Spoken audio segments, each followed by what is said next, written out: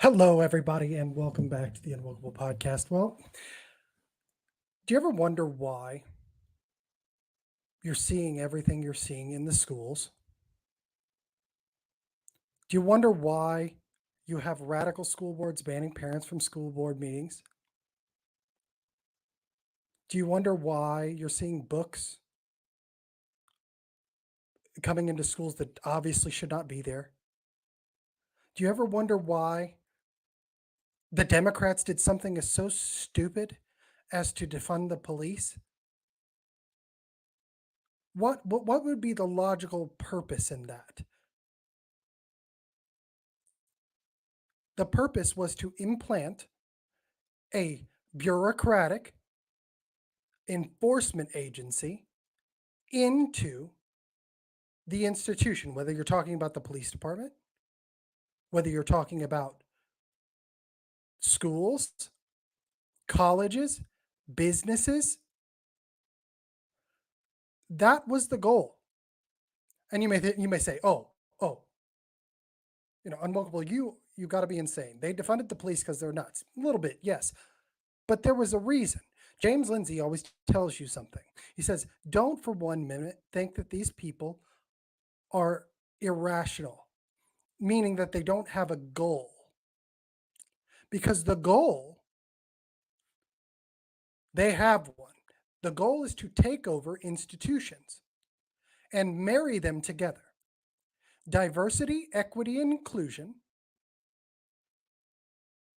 or diversity, inclusion, and equity, if you want to say it, DI, right, are nothing more than divisions of ideological enforcement.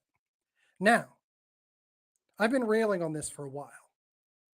I've been talking about it for almost longer than anyone else I know. Many people you may watch today reached out to me because of my early work on this issue. And people are doing great work out there. I'm not going to disparage anybody else's work. But I will say this. If someone tells you that diversity, equity, and inclusion is nothing more than marketing, they're wrong. And I just can prove that to you. If they tell you that it's different in K through 12 schools than it is through anything else, they're wrong. And I'm not disparaging anyone personally. I'm not saying, I disagree, and I can prove that. And I think the overwhelming objective evidence can prove that as well. And I'm going to show you one thing, just one little clip from Norman Public Schools that proves it. Okay? That proves that diversity, equity, and inclusion, James Lindsay calls them commissars. He's right. What do commissars do? They enforce an ideology. They enforce policy. They enforce ideology within policy, within your institution. That's what they do. And I have a lot of people, trying to simplify this. So I'm going to make it very, very simple for you. You can talk about SEL. You can talk about culturally responsive education. You can talk about all of the other acronyms that they want to give you. And they're all pieces of the puzzle. But there's only one, ladies and gentlemen, there's only one that holds up the apparatus. Because there's only one that is the apparatus. And that's diversity, equity, and inclusion. You can look at your universities to prove that. They use social emotional learning to manipulate people into believing their ideology, into buying in and becoming true believers. They will use that mechanism, social emotional learning, to make you feel, just like I said on Timcast IRL, right? Which everybody's been repeating since then, but that if you have somebody sitting there saying to you, the sky is blue, or the sky is green, but it's blue. But they want to make it to where you will feel more about their feelings or care more about their feelings than what you know to be true. Social emotional learning gets you to that point, right? But I want to be very clear about something. What I'm talking about here is the people who deliver the social emotional learning. And you're going to say to me already, I know what you're going to say. You're going to say, well, Well, that is the teachers that deliver it. They deliver it to the students. And in that, they use social emotional learning. But who delivers it to the teachers?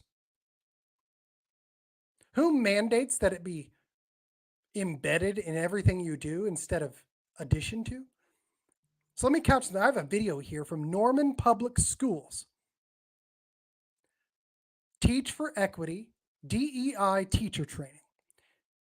Equity means redistribution of wealth and power or resources, okay?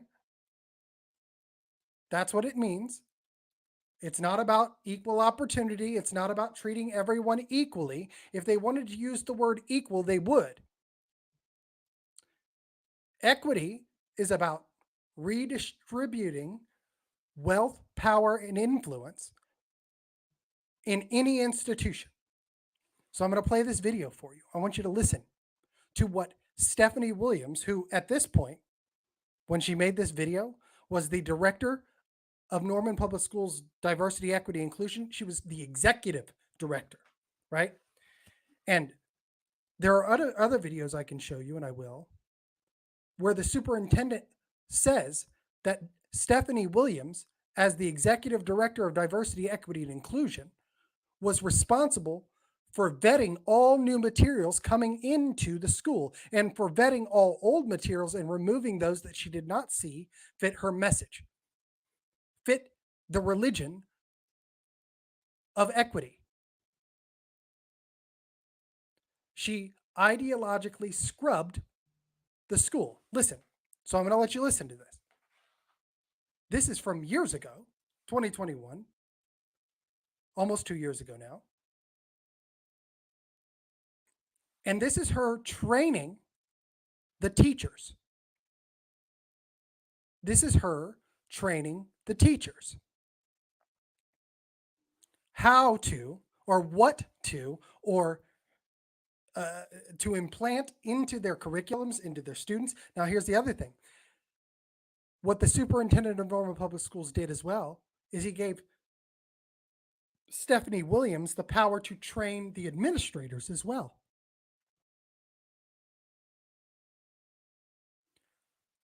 And now, since I've been going hard at them for a while, and since I've had people literally coming in trying to protect Norman Public Schools, getting information from me, right? Literally, they've gone underground, and now she's the student services director, but the mechanism is still the same. Her job is still the same. They just changed the name. And so this is what I say to my unwoke friends out there, many of which have more friends than me and more influence than me. I respectfully tell you, stop confusing the issue. You defeat the problem by going after that which creates it and enforces it.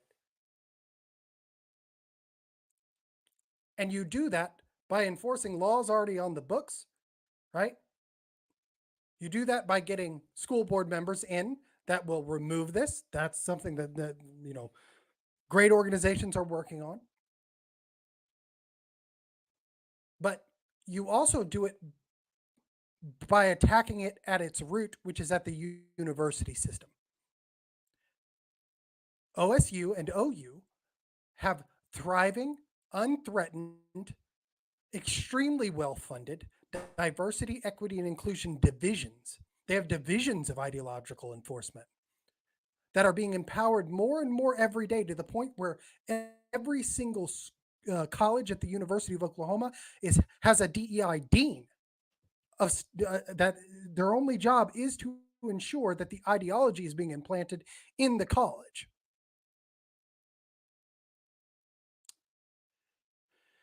And I say to my newly elected governor, re-elected governor, Governor Stitt, I told you about this in 2020, October 20th of 2020. At 8 in the morning, I met with you and Ryan Walters. I told you about diversity, equity, and inclusion. I told you they were trying to take over the Equal Opportunity Office and take over Title IX and weaponize it. So now that congratulations, Ryan Walters. Excellent. It's amazing. you are in a better position to help stop this from leaking into the college, from the college into the schools. But none of it will quit, not in a public or private school, because the colleges are the ones training your teachers. It's a very simple process. It's a pipeline. You've got money coming from international organizations and our own Department of Education demanding an equity message that funnels into the university. The university grabs it. They get more money from institutions like corporations because the university is a public private partnership. So they get both public money and private money. And then it just funnels on down. They train your teachers to go and just on down. But listen to Stephanie Williams. Listen to Norman Public Schools Diversity, Equity, and Inclusion Executive Director. Here we go. We really, really want to be engaging in. So equity literacy, I will tell you that I am just a big fan of the work of the Equity Literacy Institute. Paul Gorski is the founder, and they have just done amazing, amazing work and have amazing resources in this area. And so really thinking about equity literacy, well, what does it mean? So when we talk about in this work, they encourage us to view equity as an ideological commitment that's applied to everything we do, not in addition to. I'm going to pause for just a little bit on that because I want to come back to it and repeat it. It's an ideological commitment that's applied to everything that we do, not in addition to. We have to view this work as something that is embedded in all that we do. It can't be a standalone over here. Well, I've got to work on equity over here. Well, it's really a part of all that you do. So the question becomes, do you have the knowledge? Do you have the skill? And do you have the will? So that is really the literacy piece. The literacy piece is really, those first two components, knowledge and skill, really already exist when we talk about educating children. But it's understanding that there are no barriers for teaching and learning when willing people are available to children. So we've got the knowledge and we've got that skill, but there are no barriers to what we can do when willing people are available and ready to do the work. So doing the work. So let's just start from the end. There are no barriers. There are no barriers to what teachers can do when willing people are ready to buy into the ideology as if it were a religion and implant it in everything you do. Christians, think about this. And, I was hesitant to make this video because what ends up happening is I end up speaking or I get calls and things and people are like, tell me this, tell me that, tell me this. And then it just goes out and they use it because whatever, that's fine. That's okay. But what I won't allow is for my words to be twisted into a pushing anything that won't get rid of this, that will sell something else to get rid of it. The teachers, there's one fix for this. The legislature, you can have all the SEL bills you want, good. You can have all the CRT bills you want, good. You can have all of the you need to go after the school boards, good. Change the personnel. But if you keep feeding the schools with the same people, trained by the same apparatus, you will lose. Over time, you're going to lose. But look at what she said here. She said, if there are willing people, I'm just going to play it for you again right here. For teaching and learning when willing people are available to children. There are no barriers. So willing people are available barriers for teaching and educating children. But it's understanding that there are no barriers for teaching and learning when willing people are available to children. Okay, and when she's talking about teaching and learning, she's talking about teaching and learning equity. Equity is a political standpoint. It is a political belief system that you must take from one and give to another in order to be a virtuous person. That's what equity is. So now go back to what she says at the beginning. What she says here at the beginning. Resources in this area. And so really thinking about equity literacy. Well, what does it mean? So when we talk about in this work, they encourage us to view equity as an ideological commitment that's applied to everything we do, not in addition. Okay, so they don't really define, she doesn't define equity here. She defines it as action, but she doesn't say toward what, right? She doesn't. What does she say? She says, just listen one more time. I'm going to play that little part. It's an ideological commitment. Equity is an ideological commitment that's applied to everything that you do, teachers, because this is a teacher training. This is an online teacher training from 2021 in Norman, Oklahoma public schools. And what she's doing is instituting a school-wide religion. And she is the means of enforcement. How does she enforce it? She has a team of teachers and school counselors that literally go around to look what's on the walls in the classrooms of the teachers. And if it's not sufficiently equity-based, they will be removed. She is empowered by the superintendent of public schools at Norman to approve or disapprove every book that goes into the school library.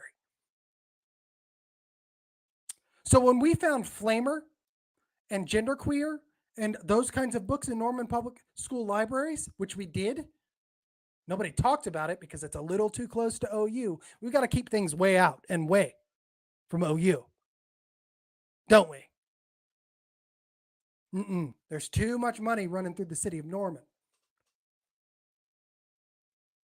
Too many people's fingers in the pot. But what I'm saying is, all of that notwithstanding, when we found the books, we have on record the one person in Norman Public Schools who had the authority to approve or disapprove the books. And we have on videotape the one person who gave her that power, the superintendent.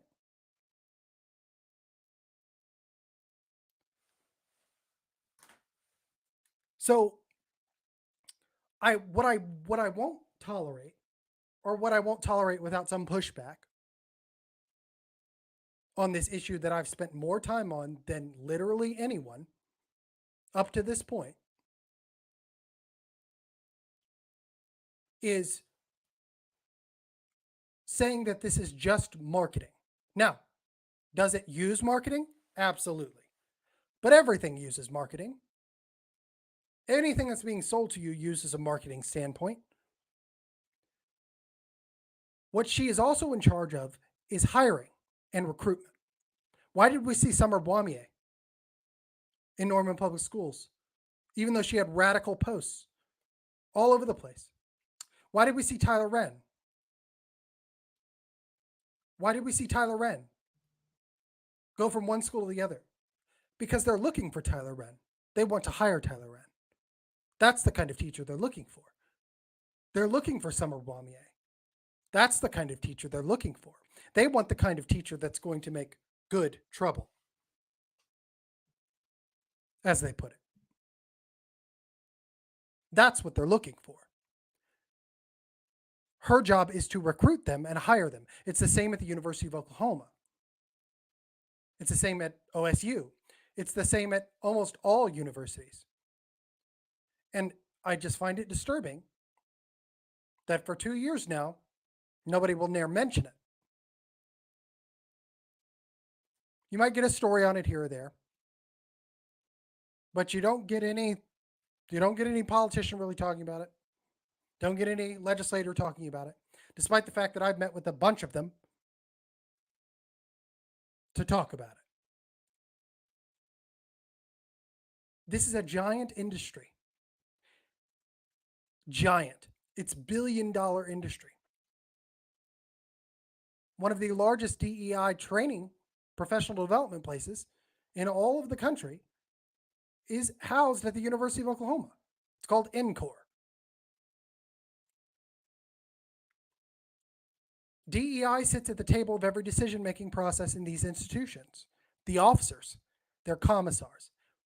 They are there to enforce an ideology. And they do it through a web of people.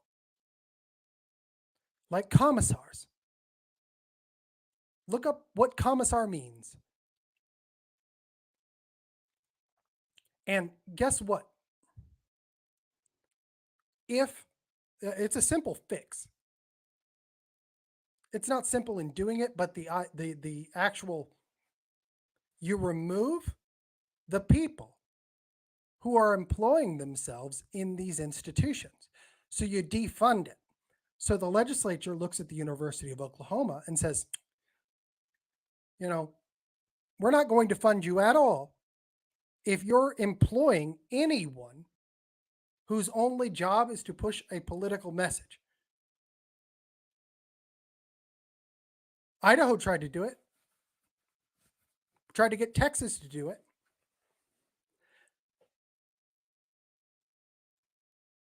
But you will continue to see these problems in your schools. Ladies and gentlemen, you will continue to see them in your schools until you get somebody with the guts enough, somebody in power with enough guts to use the power of the government, which still has full control over the K through 12 schools, at least right now, to defund it. Now that Ryan Walters is in office, I sure do hope we see it. I've talked to him on the show about it. I've talked to him for hours off the show about it.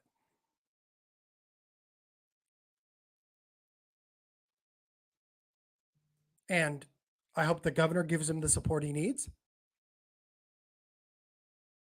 Because this is the reason for the trans issue too. This is the reason for all of that. It is the linchpin that holds everything together. I'm going to show you something. And this is the last thing I'll say about it this time, because I'm actually going to go through the whole training for you. But I'm going to show you something that I think illustrates what I'm trying to say really well. And because what you have to understand is that this issue is across businesses, from public to private schools, to businesses, to universities.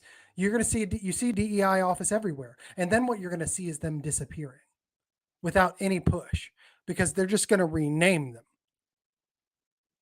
They're going to slide into human resources as student services. They've already done it in Norman Public Schools. Why did they do it? This guy right here. Because I kept screaming about it. And then you saw it kind of disappearing in other places. But the people doing it are still there. They still have influence over your school board members. They still have influence over your superintendents, because they're paid to. That's what they're paid to do. Right? And this is just a little graphic that I made a while back that has been cribbed on since then. But just an easy understanding of what we have here. You could say this is the WEF, whatever. ESG is a real thing. You can find it. And the S in ESG is social justice, which is equity. Okay. But here it is. ESG, I thought it was funny because this guy looks like Klaus Schwab. But that notwithstanding, because that makes people go, well, you're an obvious conspiracy theorist. You find it, the UN, does that exist? Yes. And they're pushing this. So take out WEF and put in the UN. That's fine. ESG is the funding for it, which the S is ESG is social justice. The E is the environmental lobby, right? And the G is the governance. What does governance mean? It means to govern, to control, to influence from a top, right?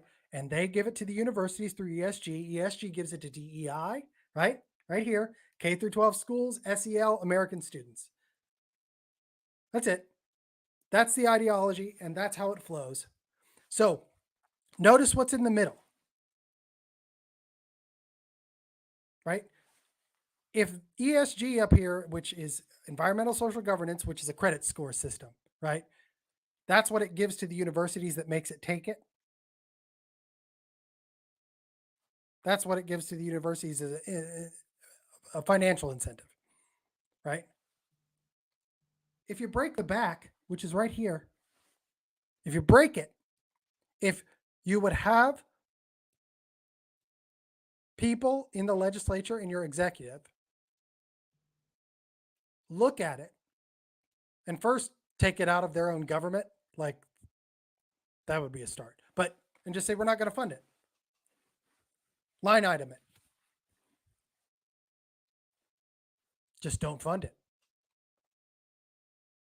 And if we start seeing more, and I think we will, things are moving in the right direction, hopefully, but they've just moved really slow. And the really slow part of it is my concern, because now it's almost ubiquitous to the point that nobody even bats an eye at it. My 4 lurkers, how you guys doing? Say something. You good? But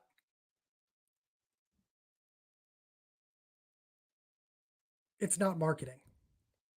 They're in charge of hiring and recruitment. They decide who gets a job and who doesn't. And what is an institution? What is it? Just the people inside of it. That's all. Otherwise, it's just 4 walls and empty space. So that's all I really wanted to say this evening. Wasn't on here to get a bunch of viewers or anything like that. But if you see this right here, Courage is a Habit shared it back in July, and he created something like this afterwards.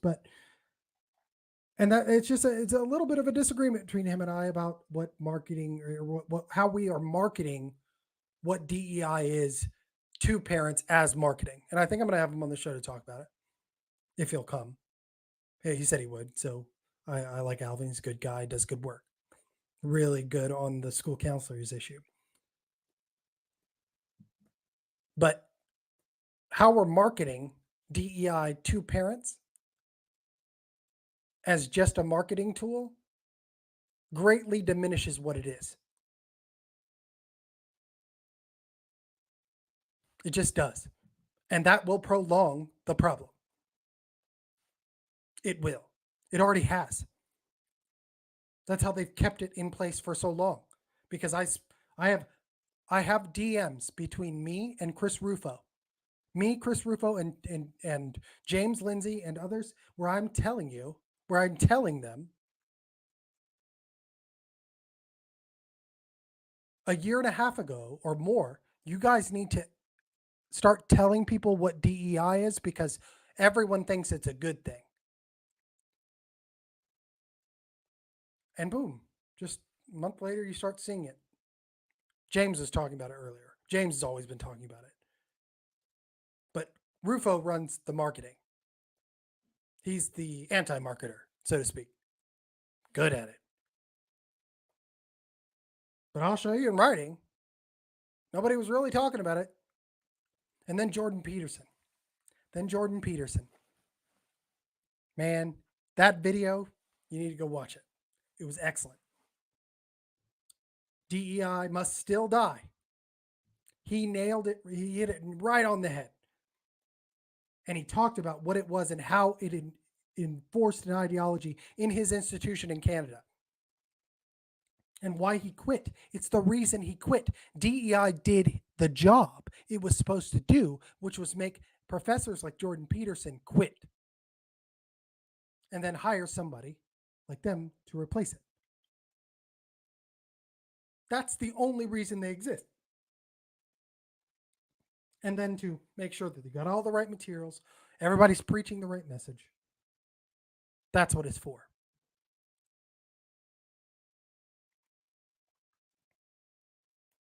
Think of them a little bit as nuns in a Catholic school. They're there for discipline. You know, you always used to hear George Carlin talk about getting smacked with the ruler and all those kinds of things. Well, DEI uses different mechanisms, but they'll smack you nonetheless.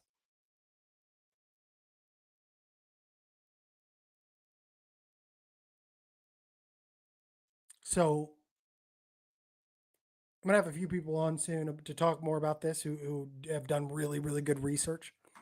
But I have one last thing to show everyone to prove that I'm right about K through 12 schools beyond a shadow of a doubt, like with literal objective data. So I want to show you this real quick because nobody seems to remember it. But, oh, where did it go?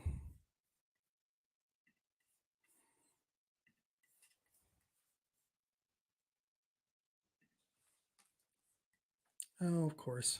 1 second. Yeah, it just went away. This is a study done.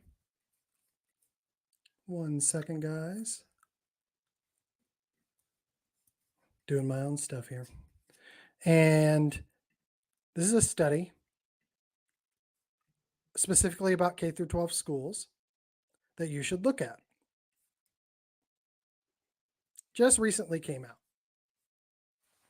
in January. The damaging diversity, equity, and inclusion racket needs to be extinguished.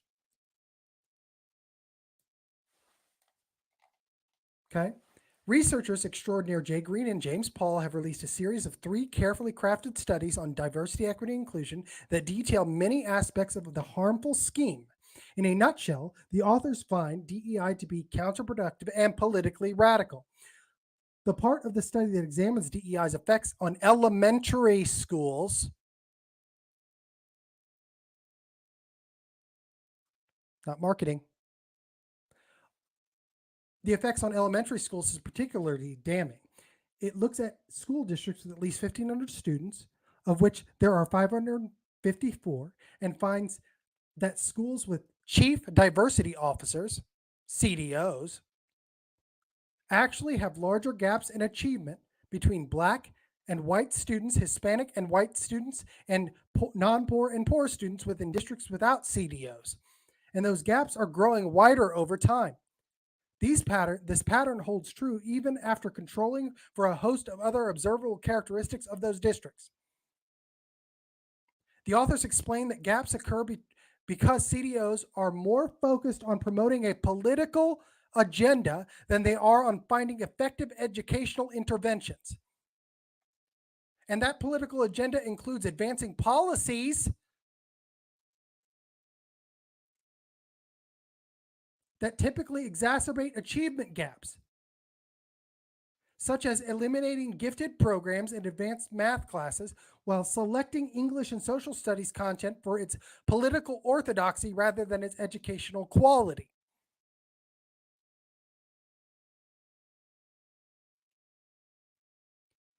Why would such a bad idea be such an easy sell? Because when you dress up the words, this is the marketing part of it. It's just how they sell it to the institution, not what it does once it's there.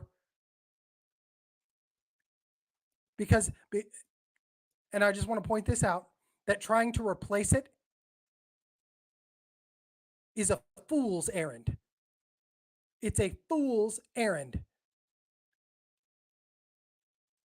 You will get eaten just like you did the last time, because the words are designed to be eaten. And if you want to look at the last elections, what stopped the red wave? Generation Z. They stopped the blue wave. Why? Because diversity, equity, inclusion is a religion for which the tithe is deposited in the ballot box.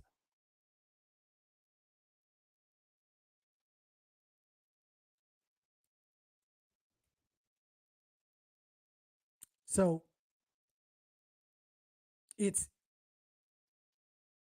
let me continue with this, because when you dress up the words, they can sound good, at least to true believers, but in reality, it's a nightmare for all concerned, except, of course, for the progressive, in quotations, elites who financially benefit from the racket. How do they maintain their financial benefit? How do they maintain it?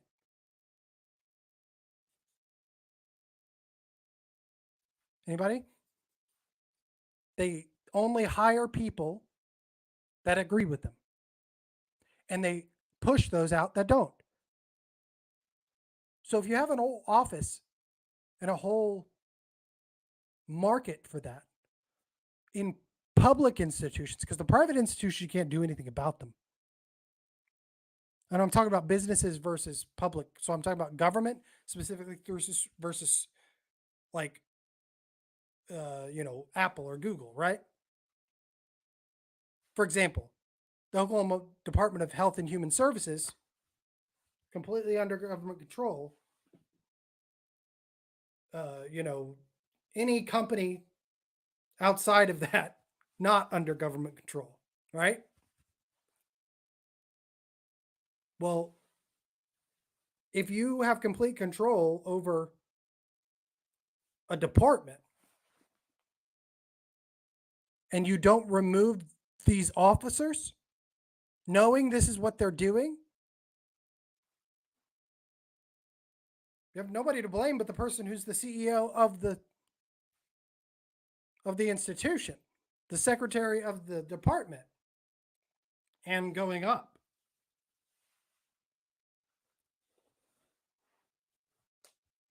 So there have been a lot of great things put out about this, and this is a long article. I'm not going to go through all of it, but it proves beyond a shadow of a doubt, this study, that in K through 12 schools, DEI is not just marketing.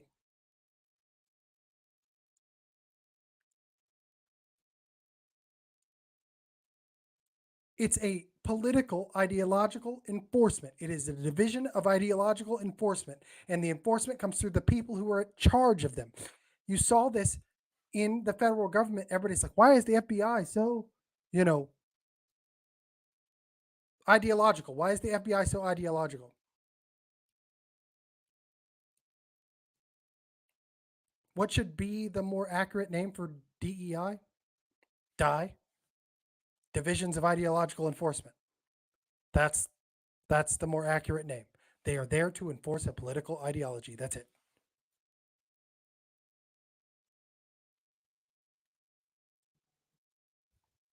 So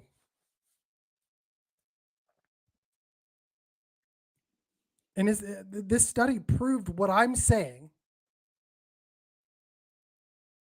a long time ago, in January of 2022. It proved what I was saying a year before this study came out. It proved what I was saying to the governor in January of 2020, or in October of 2020. So let me get to my teaser at the beginning. Why did we defund the police? Let's use Norman, Oklahoma as the only example. What happened? They had a late night vote. The police got defunded. Money was taken away. That was done in reaction to George Floyd's killing, right? Then there was a big push for being more inclusionary and equity based. Diversity, right? Especially in the police department. How'd they fix the problem? How'd they fix it? They implanted an office of DEI in the city and in the police department. And now you hear it's interesting, but here's your cause and effect. The normal police department can't hire people. They can't get people to come work. Why? Because all the good cops left because they were attacked. All the good cops left. And the fix was to implant a DEI officer. And that's who's doing the hiring. And if I were a cop, I have one of my best friend is a cop. He would not work in a department with a DEI office because they view cops as the enemy, at least the ones that might think differently than them.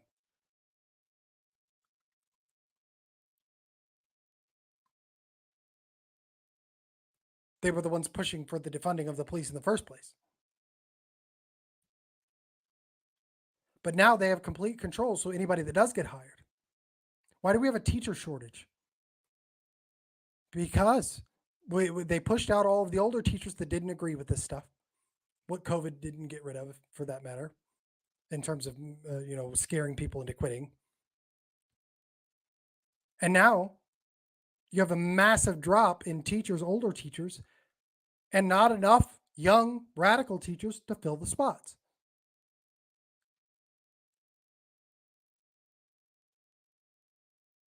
That's why. You don't have enough radical teachers to fill the spots left by the older teachers who left the institution. You don't have enough new cops that agree with the ideology to fill the spots that were left by the ones who didn't. That's why. Defunding the police was never about defunding the police. If you look at, there's an article in Minneapolis from the one of the biggest defund movements ever was there. And what did they do right after they got their DEI office and got everything set up the way that they wanted? More money for the police. Good. We need more money for the police. But it's their police department now. It's an ideological police department now. They're not going to enforce some crimes because it wouldn't be equity good. Right? It's a quota system going in the opposite direction. Right? Quotas for crimes is always a bad thing, right? And that would make dirty cops, which there are bad people in all professions, right? It would make bad cops go into usually a high crime area and target people that were usually of one persuasion, right? Well, now if you start actively avoiding those people that might be doing crimes, and we wonder why crime has gone up, look no further than your Office of Diversity, Equity, and Inclusion. Because they're instituting an equity political agenda. That's their whole job. That's the whole job. And how does that translate in each profession? In teaching, it translates to what the article here said. More gaps between people of color and white people and poor and rich people. More gaps. What is it? How does it translate into law enforcement? More crime. More danger. Look at San Francisco. Look at LA. It's really simple. And you're going to get, and this will be the last thing I say. And I've taken extreme heat, extreme attack from people you would not expect because I'm saying this, but here it is.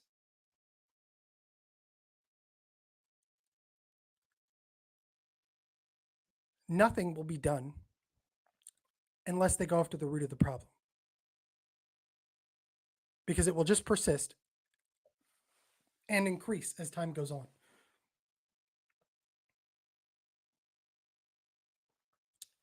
And the root of the problem is this institution. It's the people who are hired to do this.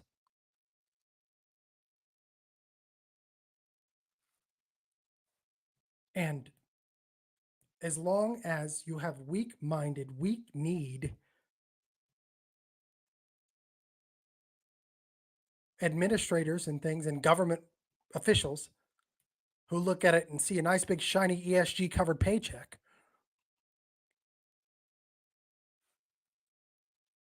because DEI helps you get your ESG score up. And there's one last thing I wanted to show you, actually. I forgot. ESG helps you get helps you get it up, get the ESG score up. It just does. That's the whole S in ESG. So let me just say, I'm just going to end it here because I'm getting frustrated with the same frustration I've had for a year or two, which is using the problem to sell a solution that won't fix the problem, or solutions that won't fix the problem, or to sell your own company, or to make yourself money. These kids are being harmed by this. The trans issue is because of this. They're the ones who hire the people and the counselors to come in and do it. The books in the schools, it's because of this, because they're the ones that approve the materials.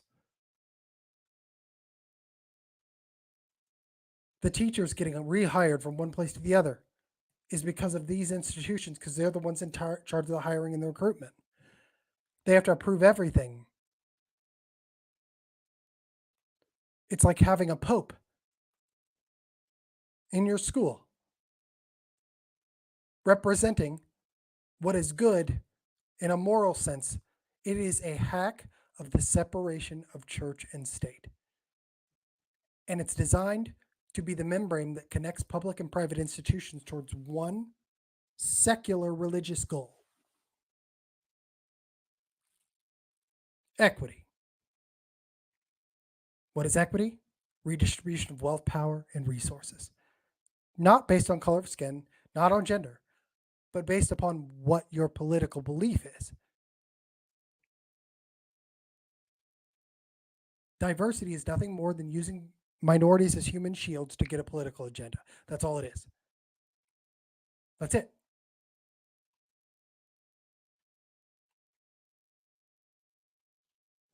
They don't care about you.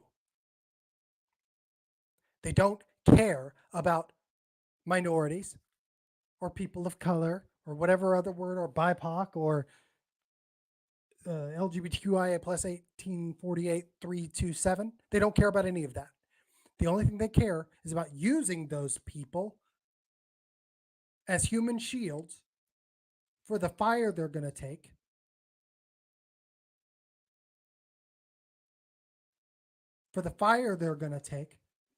as they achieve their political goal.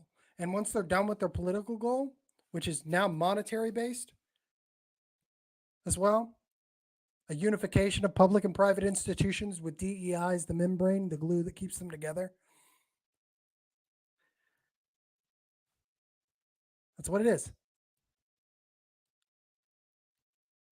Once they're done, they're going to take those people and forget about them, discard them. One way or another, they will discard them. When they stop being politically useful.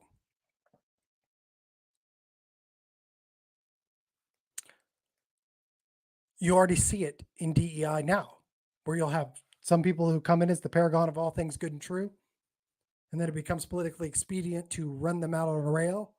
That's what they do. Ellen DeGeneres is a perfect example of that.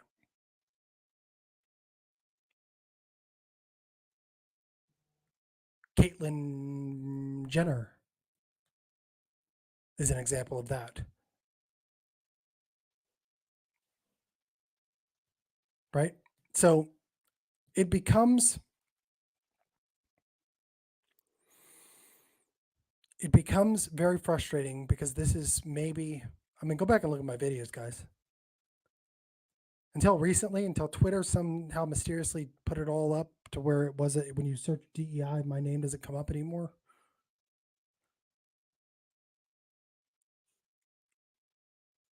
If you search DEI, my name was one of the first that came up. I was retweeted by Jordan Peterson because of it.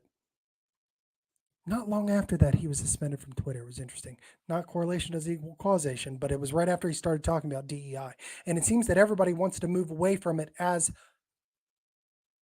quickly as possible. They mention it here and there because they have to. But then,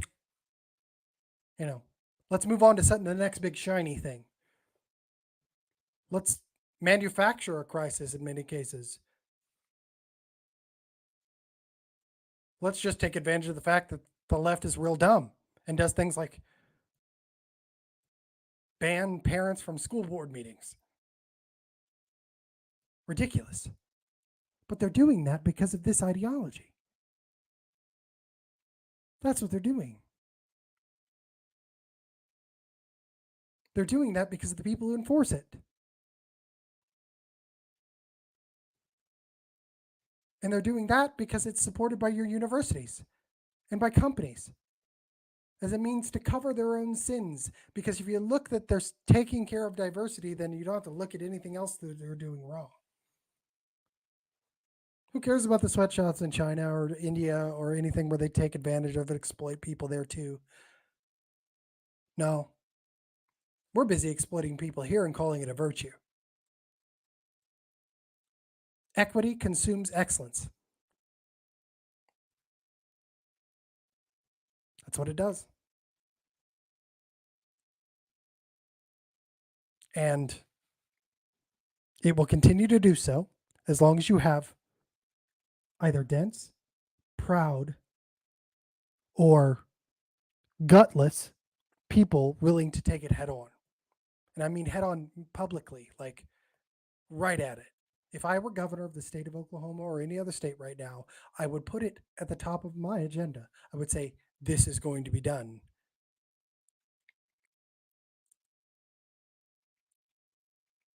And then I would use my bully pulpit to do that, to be the educator in chief.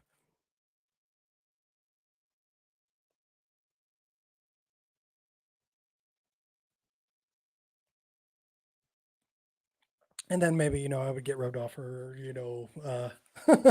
or not reelected or impeached or whatever that may be. So maybe I'm not the best politician. But I'm really glad that Ryan Walters won the election. I'm really glad that Governor Stitt won the election. I'm really glad that we had a lot of good people moving in to office. I hope that they take care of this issue. I hope they take care of the transition issue.